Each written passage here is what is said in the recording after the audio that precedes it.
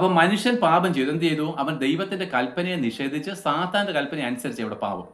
പഴം തിന്നു എന്നുള്ളതല്ല പ്രശ്നം, അനുസരണക്കേടാ. അപ്പൊ അതോടുകൂടി എന്ത് ചെയ്തു? ഈ സർവ്വലോകവും സാത്താന്റെ അധികാരത്തിലേക്ക് വന്നു. പാമ്പിനെ ദൈവം സൃഷ്ടിച്ചത് മനുഷ്യന്റെ വേണ്ടി എന്തൊക്കെയോ പ്രയോജനത്തിന് വേണ്ടിയിട്ടാണ്. പക്ഷെ പാമ്പിനെ ആരാധിച്ചതിന്റെ കാര്യം എന്താണ്? നമ്മൾ അടിമയായി പോയത് കൊണ്ടല്ലേ. മൃഗങ്ങളെ ആരാധിക്കുന്നു, സൂര്യനെ ആരാധിക്കുന്നു.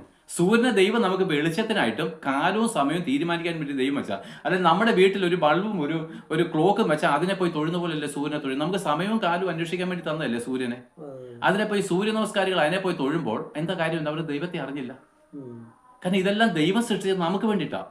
അപ്പൊ നമുക്ക് വേണ്ടി സൃഷ്ടിച്ചതിനെ ആരാധിക്കുവാൻ തക്കവണ്ണം നമ്മൾ പരാജയപ്പെട്ടു.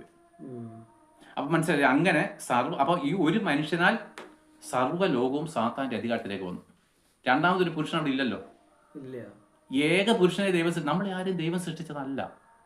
നമ്മളെ ഈ ലോകത്തിൽ ആരെയും ദൈവം സൃഷ്ടിച്ചിട്ടില്ല. ആദമിനെ മാത്രമേ ദൈവം സൃഷ്ടിച്ചിട്ടുള്ളൂ. ആ ഒറ്റ പുരുഷന്റെ രക്തത്തിൽ നിന്നാണ് ഈ സകല ജാതികൾ ഉണ്ടായത്. അപ്പൊ ഇവനിപ്പോഴെന്താണ്? പാപം ചെയ്യുന്ന നാളിൽ അവൻ സാത്താന്റെ സന്തതിയും പാപിയുമായിട്ട് രൂപാന്തരം ചെയ്യപ്പെട്ടു.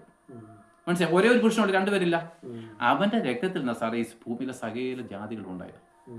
ഒരേ ഒരു പുരുഷന്റെ രക്തത്തിൽ നിന്നാണ് ഈ ഭൂമി മുഴുവൻ, ഈ ജനങ്ങൾ മുഴുവൻ. ഇന്നിപ്പോ 850 കോടി ജനം, എത്രയോ ആയിരക്കണക്കിന് കോടി ജനങ്ങൾ ചത്തൊടുങ്ങി 6000 വർഷം കൊണ്ട്. ഇതിന്റെ എല്ലാം അപ്പനാരാ? ആദമ. ഒറ്റ പുരുഷന്റെ രക്തത്തിൽ. അതായത് സാറിന്റെ അപ്പനെ എടുക്കുക, വില്യപ്പനെ എടുക്കുക, വില്യപ്പന്റെ വില്യപ്പനെ എടുക്കുക, അങ്ങനെ അങ്ങോട്ട് ഭയപ്പെട്ട് നമ്മളൊരു വംശാവലി എടുത്താൽ എന്റെ അപ്പനും വില്യപ്പനും വില്യപ്പന്റെ വില്യപ്പനും വില്യപ്പനും അങ്ങോട്ട് വംശാവലി എടുത്താൽ രണ്ടുപേരും വന്ന് ആദമൻ ചെയ്യും. ഈ ലോകത്തിലെ എല്ലാ ആൾക്കാരും അവസരം ഒരു പുരുഷനാണ് നിൽക്കുന്നത്. ആ ഒരു പുരുഷൻ പാപിയെ, അതുകൊണ്ട് നമ്മൾ പാപിയായി.